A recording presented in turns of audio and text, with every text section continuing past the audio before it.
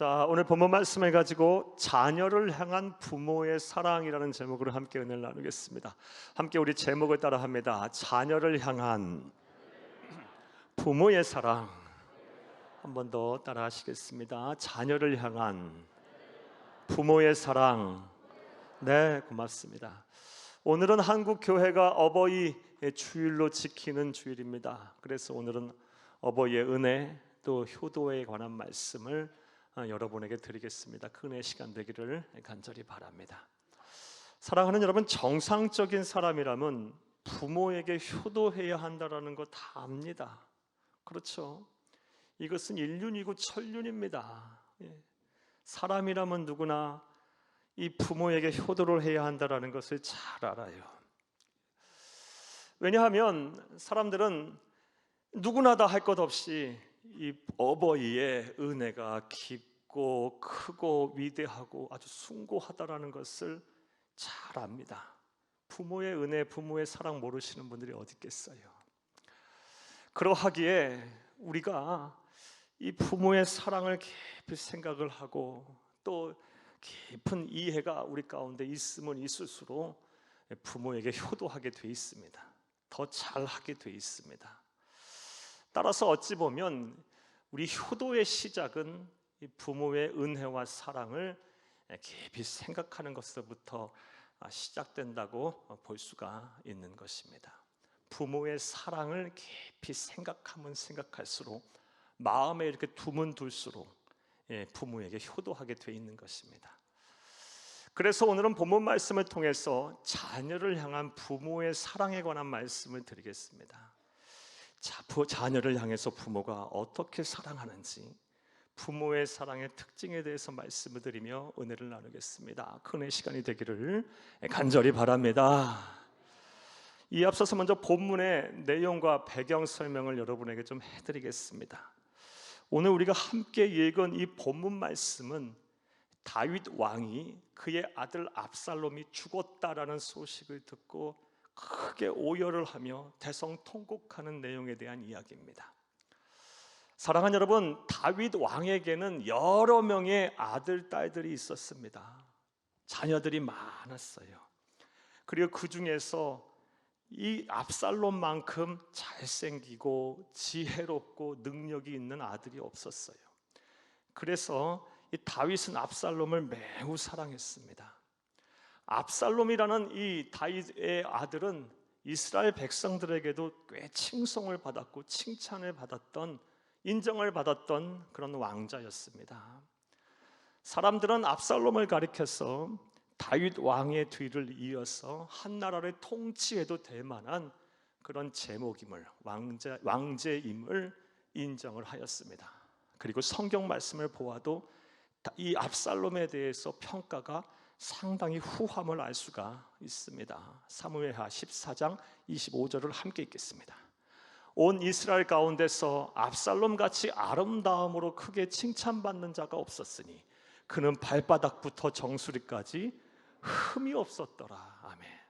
사랑하는 여러분, 얼마나 완벽한 아들이고 왕자였으면 발바닥부터 정수리까지 흠이 없었더라 라고 성경은 기록을 하겠습니까?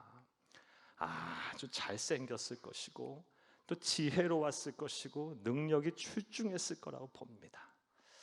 자, 이런 아들 당연히 아버지 다윗이 매우 사랑했겠죠. 그런데 이 압살롬은 야심이 있었어요. 아니, 흑심이 있었습니다.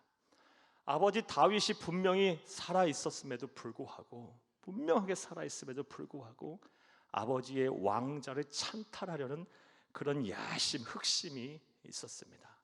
그리고 이런 흑심을 아버지에게 숨긴 채 무려 4년 동안 왕자를 찬탈할 계획을 세우고 실행에 옮깁니다. 좀 더 구체적으로 말씀드려 볼게요.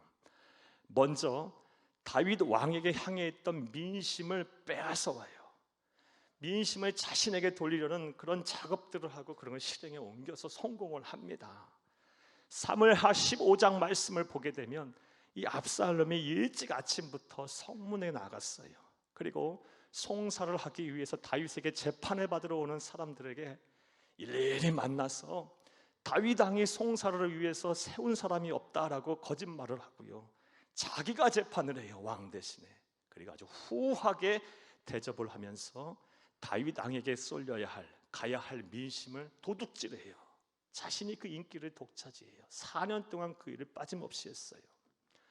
사람들이 당연히 이 압살롬을 칭송하고 사랑했겠죠. 또한 이 4년 동안 무엇을 준비했냐? 왕위를 찬탈하기 위해서 사병을 조직했어요. 군대를 양성했어요. 그리고 그렇게 군대를 양성한 후에 4년째가 딱 되자 헤브론에 가서 스스로 왕이 되었음을 선포하고 반란을 일으킵니다. 그리고 예루살렘 성을 향해서 다윗 왕 아버지를 죽이려고 추격을 벌여요. 이런 일을 다윗 왕이 겪자 다윗은 크게 놀랐어요. 아마도 조금도 이 압살롬을 의심하지 않았던 모양이에요. 이걸 어떻게 알 수 있느냐? 반란을 일으키고 스스로 왕이 되었다는, 이 아들이 왕이 되었다는 소리를 듣자 얼마나 놀랐던지 예루살렘 성을 탈출할 때 신발도 신지 못할 정도로 황급하게 탈출을 해요. 준비가 안 돼 있었어요. 전혀 몰랐던 거예요. 그러니 이 다윗 왕 아버지의 마음이 얼마나 힘들고 참담하고 비통하고 또 분노도 있고 얼마나 괴로웠겠어요. 사랑하는 여러분, 부모는요, 자녀가 부모를 향해서 인상 한번 써도 뭔가 마음이 불편해요. 그리고 뭔가 다른 말을 해도요, 그거 그냥 흘려버리는 부모가 어디 있습니까? 마음에 두어요. 그리고 괴로워해요. 그런데 그런 정도가 아니라 아버지를 향해서 칼과 창을 들이대며 죽이겠다고 추격을 해오는 그 다윗 왕의 아버지의 마음이 어떻겠어요? 말로 표현을 못할 거예요. 참담하고 비통하고, 야, 이거 뭐 살아도 사는 게 아니겠죠. 얼마나 그 마음이 힘들고 괴로웠겠어요. 거기다가 반란이 일어나자 그토록 다윗 왕 주변에 있던 사람들이 전부 이 압살롬 쪽에 붙어버려요. 얼마나 힘들었겠어요. 그래서 다윗은 의지할 바가 없어서 이제 하나님 앞에 매달려요. 하나님이여, 나를 좀 도와주세요. 하나님이여, 나를 좀 구원해 주세요. 이런 다윗의 기도, 압살롬에게 쫓겨다니면서 한 기도가 시편 4편의 말씀이에요. 시편 4편 1절을 함께 읽겠습니다. 내 의의 하나님이여, 내가 부를 때에 응답하소서.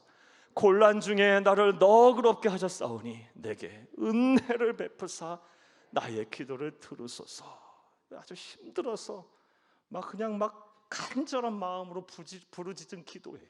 하나님이여, 내가 부를 때에 좀 응답해 주세요. 나를 좀 너그럽게 좀 여겨주시고 내게 좀 은혜를 베풀어 주세요. 나의 기도를 들어주셔야 돼요. 내가 어디로 가겠나이까? 어디서 소망을 얻겠나이까? 내 마음이 지금 괴로워서 죽겠나이다. 이런 심정으로 지금 찬양하고 시를 쓴 거예요. 기도한 거예요. 사랑하는 여러분, 이렇게 하나님 앞에 매달리자 하나님은 다윗의 기도를 들으셨어요. 그래서 흩어져 있던 그 민심이 다시 다윗에게 이렇게 모이기 시작하고, 그렇게 다윗을 떠났던 사람들이 다시 하나둘씩 모여들기 시작해서 반란군에 대항할 만한 군대가 조직이 됩니다. 무엇보다 이 압살롬 진영에 내부 분열이 일어나게 돼요. 사랑하는 여러분, 혹시 여러분 가운데 지금 다윗처럼 다 자녀들에 의해서 속상하신 분 계시나요? 부모와 형제, 또 사랑하는 사람, 또 의지하고 아주 같이 했던 사람에 의해서 마음의 상처도 있고 괴로우신 분들 계시나요? 그렇다면 이제 하나님 앞에 다윗처럼 매달려 보시기를 바라요. 기도하세요. 우리의 위로자 되시고 좋은 친구가 되시며 능치 못할 일, 할 수 없는 일이 없으신 모든 것을 아시는 그 하나님 앞에 매달려 보세요. 기도해 보세요. 마음을 다 이렇게 쏟아 보세요. 많이 하나님 앞에 울으세요. 그러면 하나님께서 위로해 주실 것이고, 또 피할 그런 답을 우리에게 허락하여 주실 것이고, 도움의 손길, 구원의 은혜를 베풀어 주실 줄로 믿습니다. 다윗의 하나님은 우리의 하나님이세요. 자, 다시 본문의 내용과 배경 설명으로 돌아가 볼게요. 그렇게 이제 다윗이 어느 정도 반란군에 맞서 싸울 진영이 갖추어지자 오늘 본문 말씀이 속한 사무엘하 18장 말씀에 보게 되면 이제 다윗 진영과 이 압살롬 진영이 이 왕좌를 걸고 최후의 결전을 벌이게 돼요. 장소는 에브라임 수풀입니다. 그곳에서 이제 어느 한쪽이 죽어야 끝나는 제로섬 게임을 하고 있어요. 승자가 모든 것을 독식하는 그런 전쟁을 지금 치러요. 사랑하는 여러분, 그런데 그런 상황 속에서 다윗은 어떻게 행동하나요? 이 다윗 진영의 총사령관인 요압 장군과 그리고 장수들 그리고 온 회중이 듣도록 내 아들 압살롬을 좀 너그러이 대해주시고 그리고 그의 생명을 좀 포전해달라고 간청을 해요. 이게 아버지의 마음이죠. 사랑하는 여러분, 그리고 이제 전쟁이 벌어져요. 양쪽 칸에 이제 치열한 전투가 벌어져요. 자, 누가 승리했을까요? 잘 알다시피 다윗이 압승을 하게 됩니다. 사무엘하 18장 7절 말씀에 보게 되면 그 순간에 에브라임 수풀에서 압살롬 진영의 전사자만 2만 명이 나와요. 완전히 패배를 해요. 그리고 압살롬도 아주 비참한 최후를 맞게 됩니다. 노새를 타고요, 이 탈출하고 후퇴를 하는 과정에서 그가 평소에 그렇게 자랑했던 치렁치렁한 머리가 상수리 나무 가지에 걸려요. 그래서 사람이 나뭇가지에 대롱대롱 매달린 거예요. 그 모습을 보고 요압 장군이 가지고 있던 창을 들어서 가슴으로 찔러요. 그리고 떨어지자 요압 장군의 무기를 들고 있던 10명의 군사가 애워싸고 압살롬을 죽여버립니다. 이후 이제 요압 장군이 승전의 소식을 다윗에게 알려야겠죠. 그래서 2명의 사람을 전령으로 선택을 합니다. 먼저는 에티오피아, 오늘날 에티오피아인 구스 사람을 하나 전령으로 선택을 하고 또 한 사람은 스스로 자원을 했어요. 제사장 사독의 아들 아히마스를 선택을 해서 전령으로 보냅니다. 그리고 그때 다윗은 뭘 하고 있었냐? 성 안에서 성문에 두 성문 사이에 앉아 있었어요. 왜? 걱정이 되는 거예요. 전황도 걱정이 되지만 무엇보다 아들 압살롬의 안전이 걱정이 됐던 거예요. 다 두 전령이 와서 이제 보고를 합니다. 먼저 아히마스가 와서 보고를 해요. 하나님께서 왕을 지키셨나이다. 우리가 승전했다는 얘기죠. 그리고 나서 이제 또 보고를 해요. 이제는 구스 사람이 와서 보고를 합니다. 압살롬이 죽었다는 얘기를 합니다. 다윗은 승전했다는 소식에 그렇게 기뻐하지 않았어요. 왜요?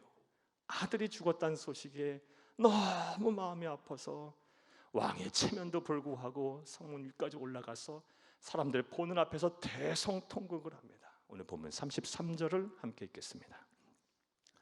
왕의 마음이 심히 아파 문 위층으로 올라가서 우니라.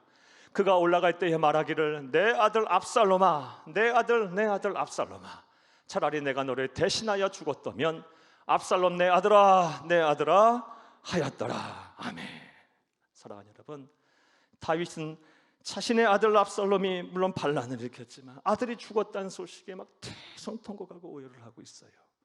그리고 우리는 이러한 다윗의 모습을 통해서 자녀를 향한 부모의 사랑, 부모의 마음이 어떠한지를 알 수가 있습니다. 자, 그렇다면 이제부터 생각을 해보겠습니다. 자녀를 향한 부모의 사랑은 어떠할까요?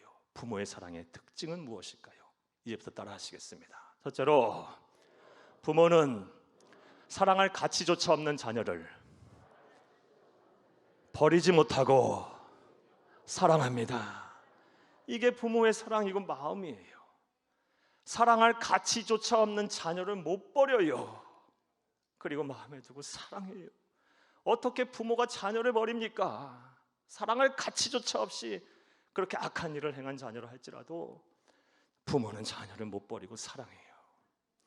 사랑하는 여러분, 우리가 냉정하게 판단한다면 압살롬은 사랑할 가치조차도 없는 다윗에게 있어서는 그런 아들이에요. 왜냐하면 이 압살롬이 아버지 다윗에게 행한 말과 행동이 아주 사악해요. 질이 나빠요. 비열합니다. 사랑할 가치조차도 없는 그런 아들이에요. 자세히 좀 말씀드려 볼게요. 먼저 이 압살롬은요, 이 자신의 목적을 온전히 이루기 위해서, 이 왕좌를 찬탈하기 위해서 아버지의 면전에서 거짓말을 밥 먹듯이 해요. 아주 질이 나빠요. 사악해요. 행동이 아주 비열해요. 예를 한번 들어볼까요?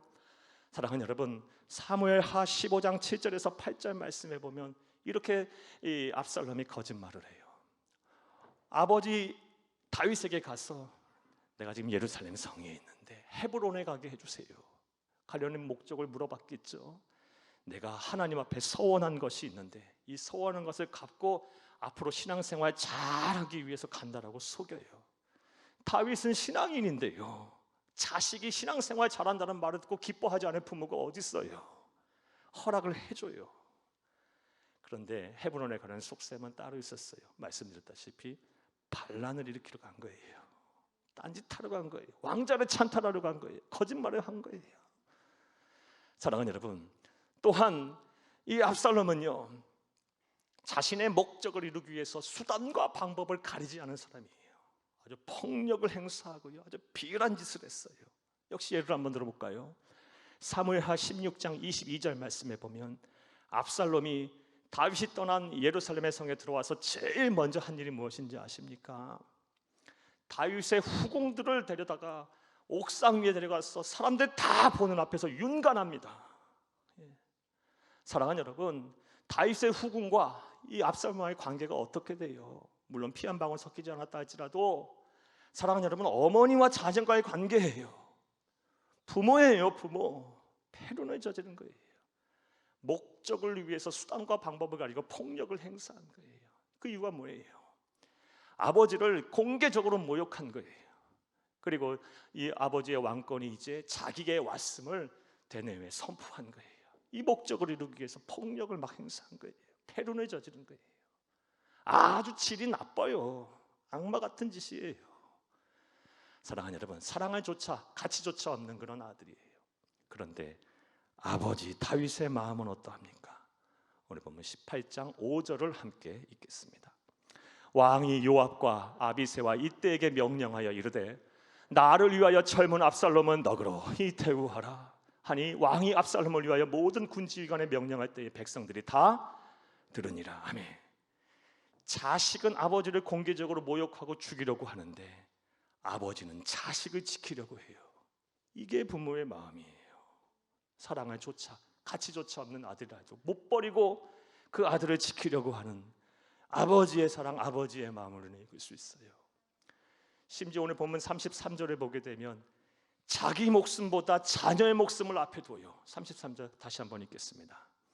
왕의 마음이 심히 아파 문 위층으로 올라가서 우니라. 그가 올라갈 때 말하기를 내 아들 압살롬아, 내 아들 압살롬아, 차라리 내가 너를 대신하여 죽었다면 압살롬 내 아들아, 내 아들아 하였더라. 아멘. 자신의 생명보다 자녀의 생명이 더 귀한 거예요. 그 자녀가 사랑받지 못할 조차도 그런 조차 가치조차도 없는 아들이라 할지라도 부모는 그 자녀를 못 버리고 사랑하고 자기 생명보다 더 귀하게 여기는 것이 부모의 마음이고 사랑임을 믿으시기를 간절히 주의 이름으로 축복합니다. 그러므로 우리가 이런 사랑, 이런 부모의 마음을 헤아려야 돼요. 그리고 우리 자녀들은 부모에게 효도해야 합니다. 사랑하는 여러분, 자녀를 향한 부모의 사랑을 온전히 알고 마음에 두는 것부터가 효도의 시작이에요. 이 마음에 두고 그 은혜를 깊이 생각하면 할수록 부모에게 잘할 수밖에 없어요. 그 은혜가 크고 깊고 위대하고 매우 숭고하니까요. 부모의 마음을 잘 헤아려서 이 사랑을 잘 이해하고 효도하시는 여러분들이 다 되기를 간절히 주의 이름으로 부탁합니다. 부탁합니다. 자, 그런데 다윗을 통해서 알 수 있는 이 자녀를 향한 부모의 사랑은 우리를 향한, 우리 인류를 향한 하나님의 사랑과 매우 유사합니다. 사랑하는 여러분, 우리 인류도요, 모든 인간들도 하나님으로부터 사랑받을 만한 그런 가치가 없는 존재들이에요. 여러분 생각해 보세요. 수시로 하나님이 없다고들 해요. 하나님의 말씀이 오라 다 부정해버려요. 무슨 하나님이 세계상을 만들었느냐, 다 진화한 거지. 무슨 하나님의 나라가, 하나님의 세계가 존재하느냐, 하나님의 말씀이 다 이게 성취되는 예언의 말씀이냐, 이거 다 신화고 미신이고 꾸며낸 허구다, 막 난도질을 해요. 사랑하는 여러분, 하나님 입장에서 보면 사랑할 만한 가치가 없는 존재들이에요. 그런데 하나님은 어떠하십니까? 그렇게 생각하지 않으세요. 안 버리고요, 그런 온 인류를 구원하시기 위해서 당신의 독생자이신 예수 그리스도를 이 세상에 보내어 죽게 하셨어요. 대속의 죽음을 죽게 하셨어요. 그를 믿는 자마다 멸망치 않고 영생을 얻게 하셨습니다. 이게 하나님 아버지의 또 마음이에요. 그러므로 우리는 부모의 마음을 보게 되면, 부모의 사랑을 알게 되면 자연스럽게 하나님의 사랑도 보이게 되는 거예요. 이게 우리 신앙인의 삶의 자세가, 마음의 가짐이 되어야 할 거예요. 사랑하는 여러분, 부모의 마음을 잘 헤아리고 그 사랑을 잘 이해하세요. 받아들이세요. 그리고 살아생전에 부모를 잘 섬기고 효도하세요. 나아가서 하나님을 마음을 다하여, 정성을 다하여, 힘을 다하여, 뜻을 다하여, 목숨을 다하여 사랑하시기를 간절히 주의 이름으로 부탁합니다. 부탁합니다. 자, 또 다윗의 예를 통해서 알 수 있는 자녀를 향한 부모의 사랑은 어떠할까요? 부모 사랑의 특징은 무엇일까요? 따라합니다. 둘째로, 부모는 자녀의 불행을 자기 때문이라 괴로워하며 사랑합니다. 이게 부모의 사랑이에요. 자녀가 불행해지면요, 자기 탓이라고 그 책임을 자기에게 돌리며 괴로워하며 사랑하는 것이 부모의 사랑이에요. 다윗이 그래요. 오늘 본문 33절을 보게 되면 우리 보고 읽은 대로 이 다윗이 이 압살롬의 죽음 앞에 통곡을 하고, 아주 통곡을 하고 오열을 합니다. 우리 33절 다시 한번 읽겠어요. 왕의 마음이 심히 아파 문 위층으로 올라가서 오니라. 그가 올라갈 때에 말하기를, 내 아들 압살롬아, 내 아들 압살롬아, 차라리 내가 너를 대신하여 죽었다면 압살롬 내 아들아 하였더라. 아멘. 분명 아들의 죽음 앞에 오열을 하고 있어요. 그런데 우리가 본문의 전후 문맥과 함께 이 말씀을 해석하면요, 지금 다윗이 대성통곡하는 것은 단순히 아들 하나 죽었다고 지금 그 이유 때문에만으로 이렇게 대성통곡하고 오열을 하는 것이 아님을 알 수가 있어요. 지금 이렇게 오열하고 대성통곡하는 데에는, 그 이면에는요, 한 나라의 국왕으로서, 그리고 여러 자녀의 아버지로서 그간의 잘못했던 행동들, 우유부단하게 행동했던 결정과 선택들에 죄책감을 인해서 아들의 죽음의 소식을 듣고 대성통곡하고 오열하고 있는 것임을 믿으시기를 간절히 바랍니다. 이를 좀 자세하게 좀 말씀드려 볼게요. 오늘 본문 말씀 18장의 배경이 되는 사무엘하 13장 말씀에 보면 다음 같은 사건이 나옵니다. 압살롬에게는 아주 아름다운 여동생 다말이라는 여동생이 있었어요. 그리고 이 여동생 다말을 누가 사랑하느냐? 압살롬의 이복형인 암논이라는 왕자가 사랑해요. 그런데 이 암논의 사랑이 잘못됐어요. 육체적인 사랑이었어요. 다말을 아주 흠모한 나머지 강제로 강간을 해버려요. 그러면 책임을 져야죠. 그런데 그렇게 불같이 사랑하고 나서, 육체를 짓밟고 나서는 그 사랑하던 마음이 이제 미움으로 바뀌었어요. 그리고 막 이제 학대를 하고 버려요. 자, 그런데 문제는 아버지 다윗이 이것을 알았어요. 하지만 그냥 덮어버려요. 아무런 조치를 취하지 않아요. 그것으로 인하여 누가 분노하겠어요? 자신의 사랑하는 아름다운 여동생이 그렇게 이복형에게서 짓밟혔는데 압살롬이 가만히 있겠어요? 그래서 암논과 그의 형제들을 전부 죽여버려요. 그리고 그 일로 인해서 아버지가 두려워서 도망을 가버립니다. 그런데 이때도 다윗이 또 가만히 있어요. 한 나라의 왕자들이 그런 분쟁을 일으켰고 살인을 저질렀고 도망을 갔는데 아버지 다윗이 우유부단하게 행동하고 결정 안 하고 그냥 덮어버려요. 그리고 돌아와서 이제 압살롬이 반란을 일으켰다는 생각을 갖게 된 거예요. 아버지 밑에서 못 있겠다.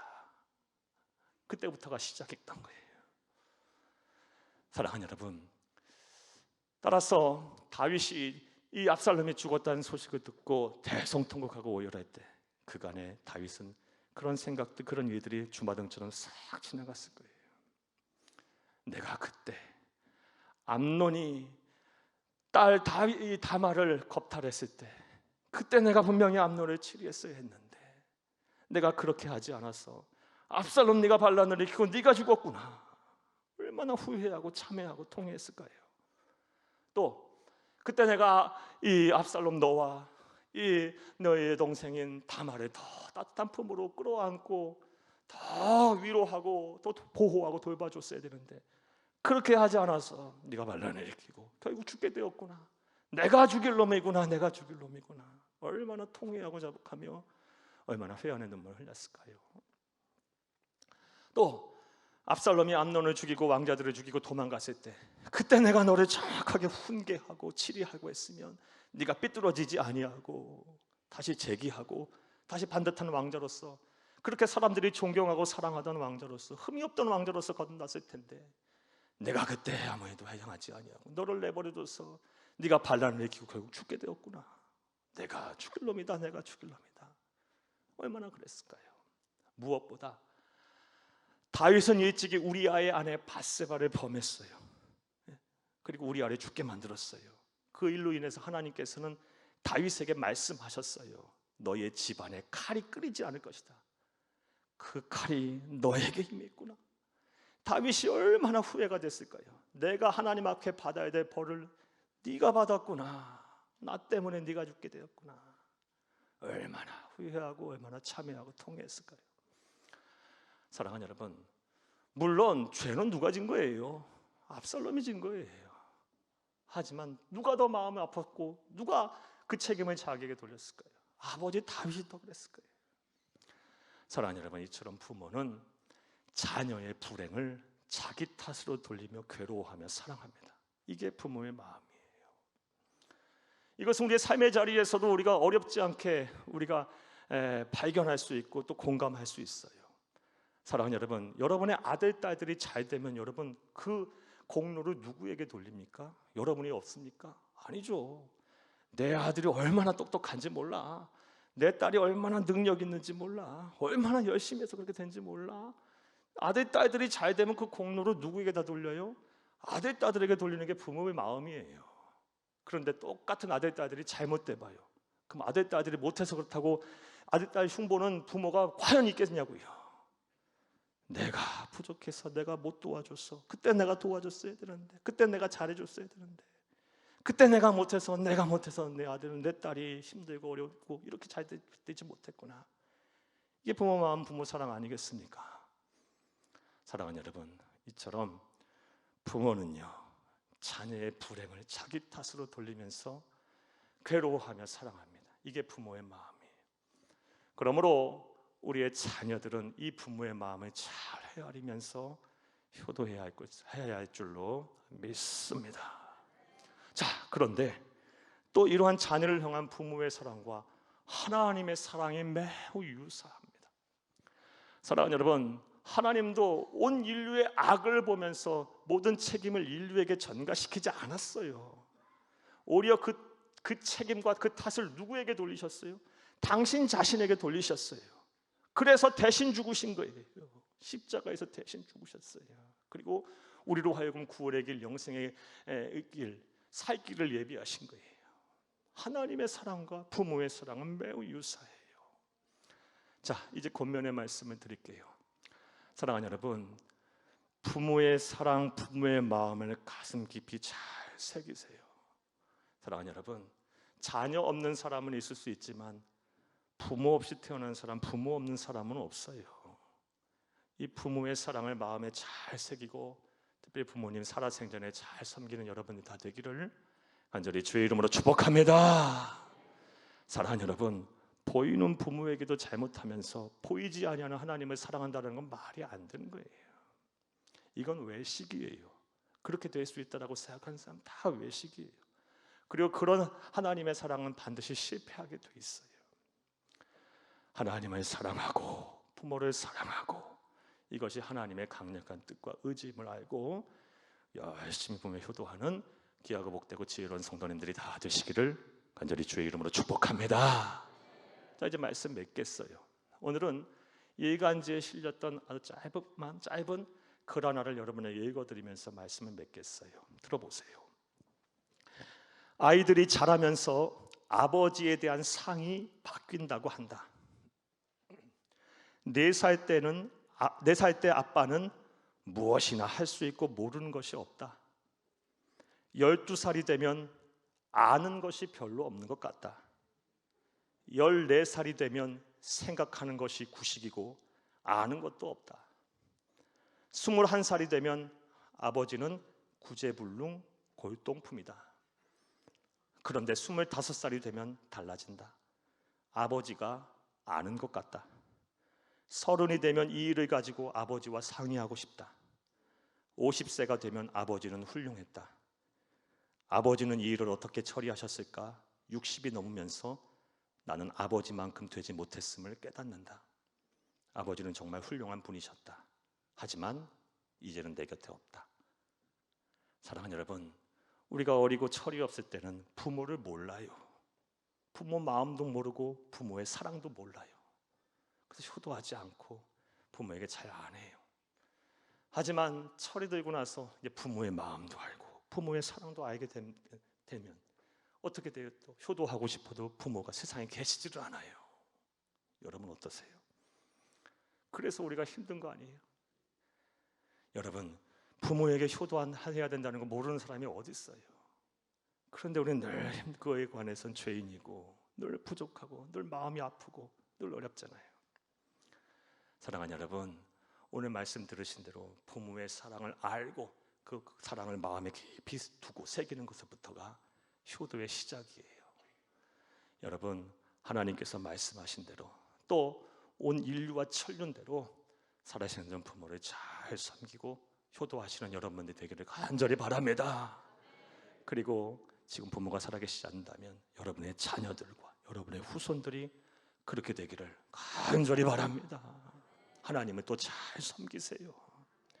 그러면 하나님께서 약속하신 대로 이 세상에서 잘 되고 장수하는 그런 복을 저와 여러분에게 주실 것입니다. 이런 복이 저와 여러분의 복이 되기를 간절히 주의 이름으로 축복합니다.